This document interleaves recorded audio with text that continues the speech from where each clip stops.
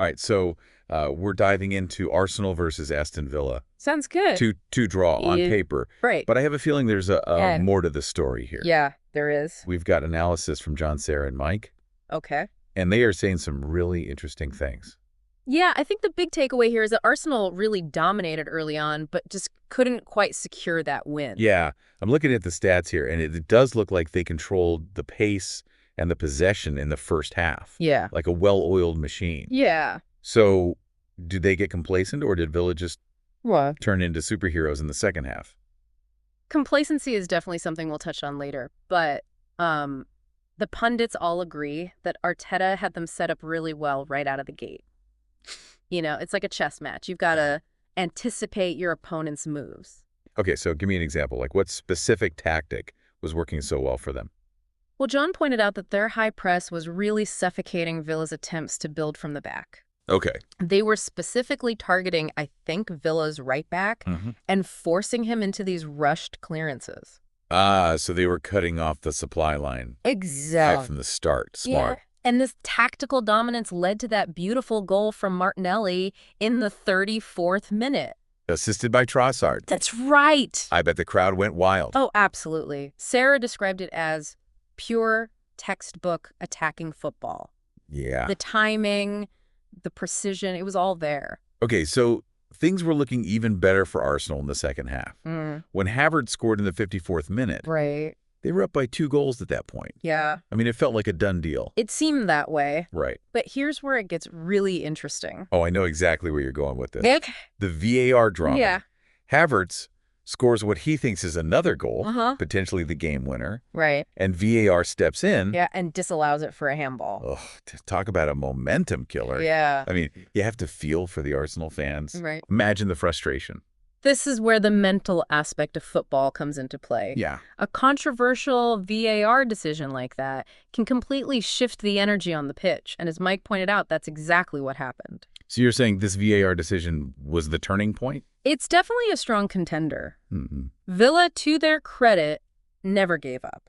Yeah. They sensed that shift in momentum, and they started to mount this comeback. Okay, so walk me through the comeback. Yeah. How did they manage to turn things around? Sure. Was it just luck, or Yeah. was there something more to it? Mike argues that it was a combination of tactical adjustments and sheer determination. Okay. Emery brought on Tielemans, and he really added a much-needed spark to their midfield. Ah, so the substitutions played a key role. Absolutely. Okay. He comes on and scores with a header just 5 minutes later. Wow. And then Watkins, who, by the way, was an absolute menace throughout the match, added another goal in the 67th minute. Hold on, 2 goals in like 12 minutes. That's a serious turnaround. It is. I mean, was Watkins just having a phenomenal day, or were there tactical weaknesses in Arsenal's defense that he was able to exploit? I think it was a bit of both, actually.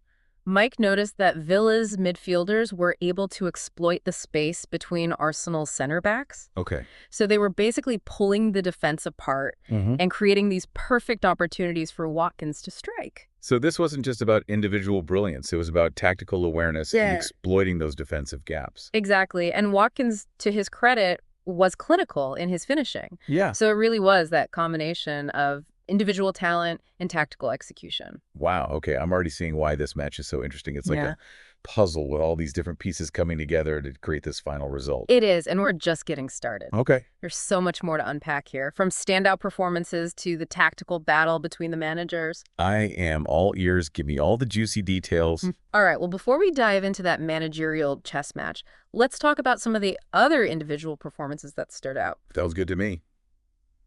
I'm ready for more. Okay. Okay, so we've established that Watkins was incredible. But what about the other players? Yeah. Anyone else deserve a shout out? Well, all the pundits agree that Watkins was the man in the match. Yeah. But they also highlighted the performance of both goalkeepers. Oh, yeah, the guys between the posts. Right. Easy to forget about them when you're caught up in all the attacking action. Yeah, but in a match as tight as this one, they can really be the difference between a win, a loss, or a draw. So spill the tea. What did the pundits have to say about Ramsdale, Arsenal, and Martinez? Villa? Well, Mike was particularly impressed with Martinez. Okay. He made a couple of absolutely crucial saves, Yeah. especially during that period when Arsenal was dominating. Yeah, if he hadn't stepped up, I mean, that match could have gotten out of hand pretty quickly. Exactly. He kept Villa in the game. Okay. And Ramsdale deserves credit, too. Yeah. He had some big moments as well, Yeah. preventing Villa from extending their lead after the comeback. Feels like both goalkeepers were on top form. Yeah, Would you say they were the unsung heroes of this match? absolutely. Yeah. They might not have gotten the glory of scoring goals, Right. but their contributions were vital. Yeah, for sure. Okay, so we've talked about individual brilliance, No. but let's shift gears a little bit and dive into the tactical side of things. Okay. The managerial battle between Arteta and Emery. Yeah. Now, that's something I'm really curious about. It was a fascinating duel, for sure. Yeah.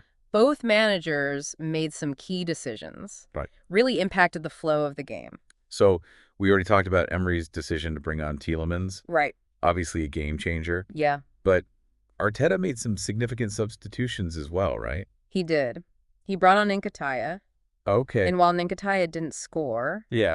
Mike pointed out that this substitution wasn't just about adding another attacker. It was about maintaining that offensive pressure and keeping Villa on their heels. So even though they were leading, Arteta was still thinking about how to keep the pressure on. Exactly. Wow, that's some next-level strategic thinking. Top managers are always looking ahead, Uh-huh. anticipating their opponent's moves, Right. and trying to stay one step ahead. So it wasn't just about reacting to the scoreline. Right. It was about controlling the tempo Yeah. and dictating the flow of the match. Exactly. Okay, I have to ask, if you were in Arteta's shoes, would you have made that same substitution? Ooh, that's a tough one. Yeah. It's always easier to analyze these decisions in hindsight. Right. But I think Arteta's thought process was sound. You know, Yeah. he was trying to prevent Villa from gaining momentum. Uh-huh. And to be fair, it almost worked.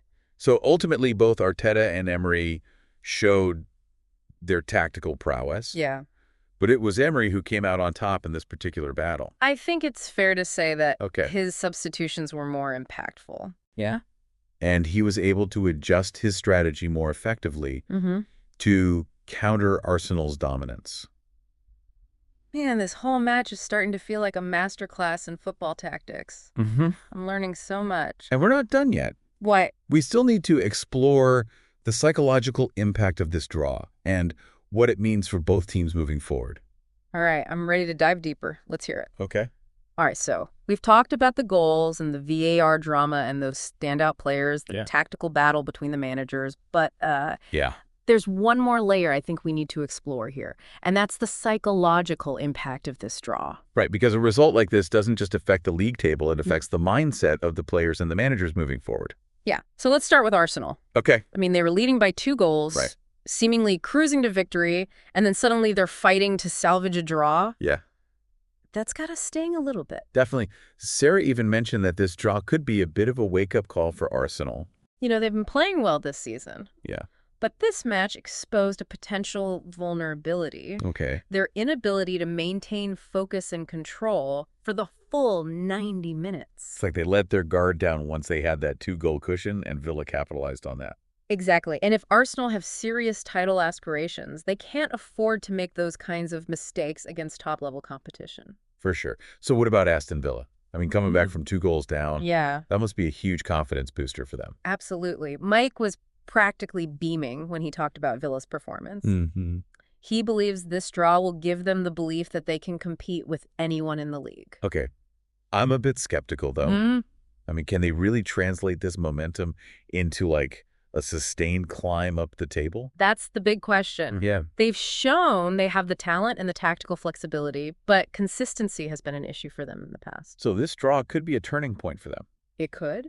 But they need to prove that they can maintain this level of intensity Right. and focus week in and week out. Exactly. It'll be fascinating to see how they perform in their upcoming matches. Yeah. Will this draw be a springboard to greater things, or will they slip back into old habits? It's like a psychological thriller playing out on the pitch. Right. The pressure on Arsenal must be immense right now, Yeah. while Villa are probably feeling like they can conquer the world. And that's the beauty of football. It's not just a physical contest. Right. It's a mental battle as well. Uh-huh. Every match has these psychological undercurrents Yeah. that shape the way teams perform. I never thought about it that way, but you're absolutely right. Yeah, Adds a whole new dimension to the game. it does. So as we wrap up this deep dive, I want to leave you with this question. Okay. If you were the manager of either Arsenal or Aston Villa, what would you have done differently? Ooh, that's a good one. I mean, it really makes you think critically about every decision, Right. every substitution, Yeah. every tactical adjustment. Yeah, what was the turning point? What could have been done to change the outcome? Exactly. And that's the beauty of analyzing football. Uh-huh. Always different perspectives, different interpretations, and just endless possibilities. That's right. Well said. Well, on that note, we'll wrap up this episode of The Deep Dive. Sounds good. Thanks for joining us on this journey of football analysis. Until next time, keep diving deep.